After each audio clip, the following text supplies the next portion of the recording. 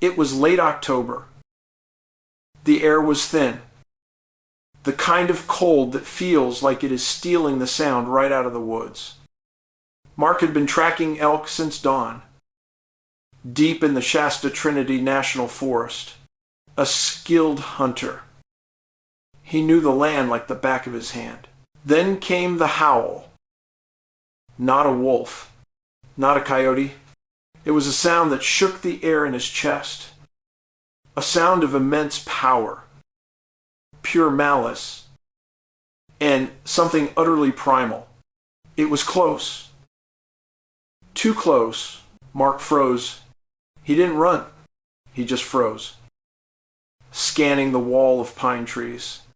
And that's when the second thing happened. The forest went silent. Absolutely silent. The dog's frantic barking, gone. The wind in the pines, gone. It was a vacuum of sound. A terrifying, unnatural void. And then he felt it. A cold spot, a pressure on the back of his neck. He turned, and there was nothing, just the trees. He ran back to his camp, screaming his dog's name. Ranger, Ranger. He found the truck. Keys in the ignition, the campsite gear untouched.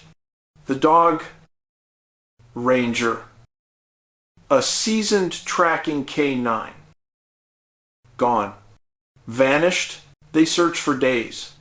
They found nothing. No track. No struggle. No sign of the dog's scent even getting a few feet away from the truck. Just the silence. And Marquis never hunted in the mountains again. He just kept repeating one thing. I heard the howl. And then the woods went quiet. That is where we begin tonight. Good evening. I'm David Paulides. And thank you for joining me on the Missing 411 podcast. For over a decade, my team and I have been documenting clusters of inexplicable disappearances across the globe. In national parks, forests, and remote areas. We call this phenomenon Missing 411. And it's not just about people getting lost. It's about a distinct, repetitive set of circumstances, a profile that defies logic. Tonight, we are focusing on a specific, deeply disturbing intersection of that profile. We are calling this segment Bigfoot and the Howl, the Creature Connection. This isn't about grainy photographs or tall tales. This is about what witnesses hear just before or just after a disappearance. This is about vocalizations that simply do not belong in a temperate forest. And this is about how those sounds connect directly to the Missing 411 profile points. I'm stating the facts here. Ladies and gentlemen, and the facts point to something truly bizarre operating in our wilderness. Let's look at our first specific case, a disturbing narrative that fits this chilling profile perfectly.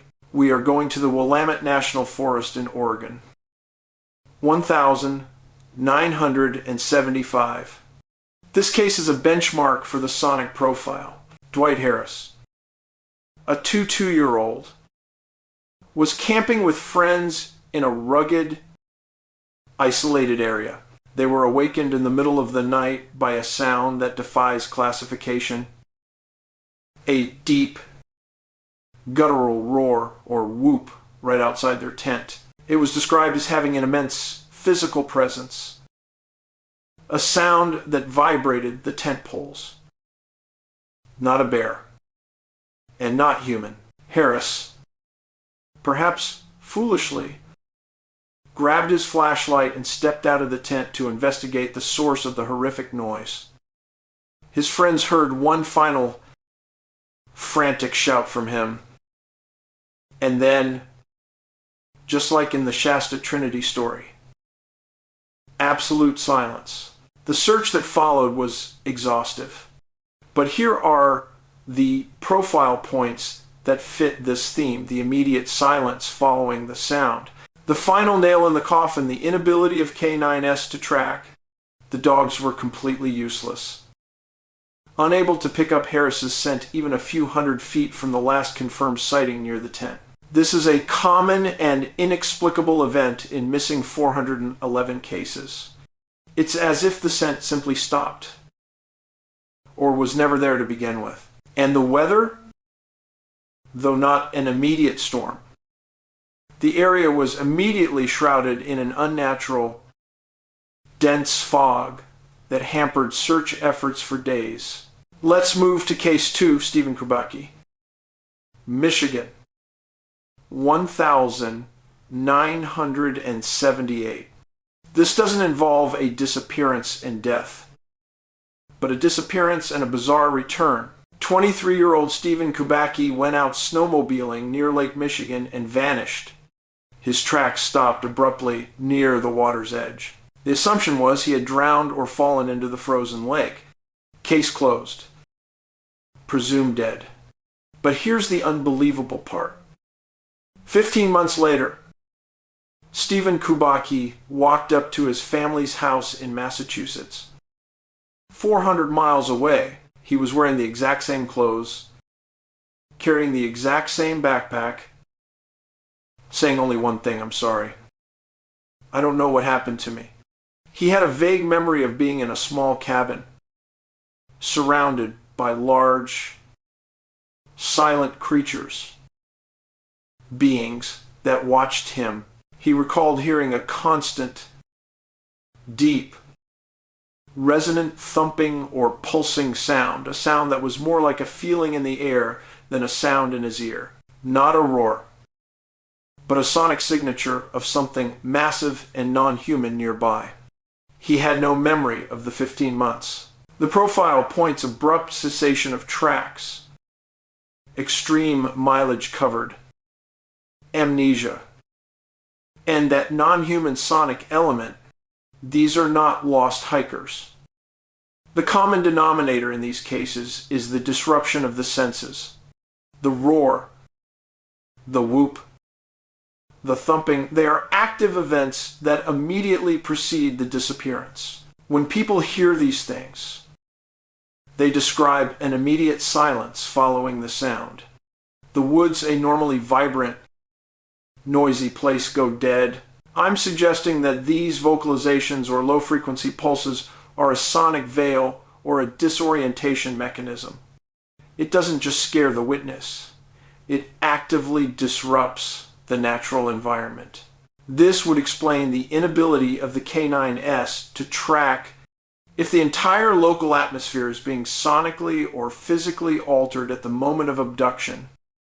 The scent signature may be annihilated.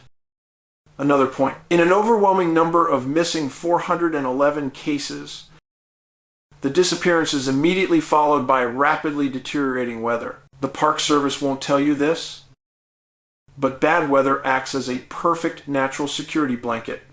It forces searchers out, destroys nascent tracks, and gives the entity a window to move the subject. The entity responsible for these patterns has to be immensely powerful and hyper-intelligent. It must be able to move people great distances, and it must possess the ability to evade all detection, human and animal. And this brings us to the twist. The descriptions of the unearthly vocalizations match what is commonly attributed to Sasquatch or Bigfoot. But my research suggests this is not just an undiscovered ape. Let me introduce the theory that best fits all. The missing 411 profile points Bigfoot as an interdimensional entity. This is the only theory that explains the impossible. Like the abrupt disappearance and return of Steven Kubacki, a Bigfoot entity operating from a different dimension or plane of existence wouldn't need to walk 400 miles. It simply steps through a dimensional portal. The subject is taken, the portal closes, and the distance is irrelevant. The scent molecules are removed from our physical space. The low-frequency howl is not just communication, I propose that it is the sonic signature of the portal opening or closing, an acoustic pressure wave used to manipulate the local environment. The sudden silence that follows is the environment reacting to this brief interdimensional tear. This creature is not just a myth. It is a terrifying, highly intelligent hunter that uses specific geographical features as its hunting grounds. I'm not asking you to believe in the supernatural. I'm asking you to look at the evidence. The profile points are stacking up, time and time again, telling the exact same story. Unnatural silence. The sound of the howl. The victim vanishes without a trace. These are the facts. And if you go into the deep woods, into one of those missing 411 cluster areas, you need to understand that the greatest danger may not be a bear. It may be the sudden, terrifying sound of a scream that does not belong in this world. And when you hear it, remember this: the forest is about to go quiet. Be safe, and thank you for listening.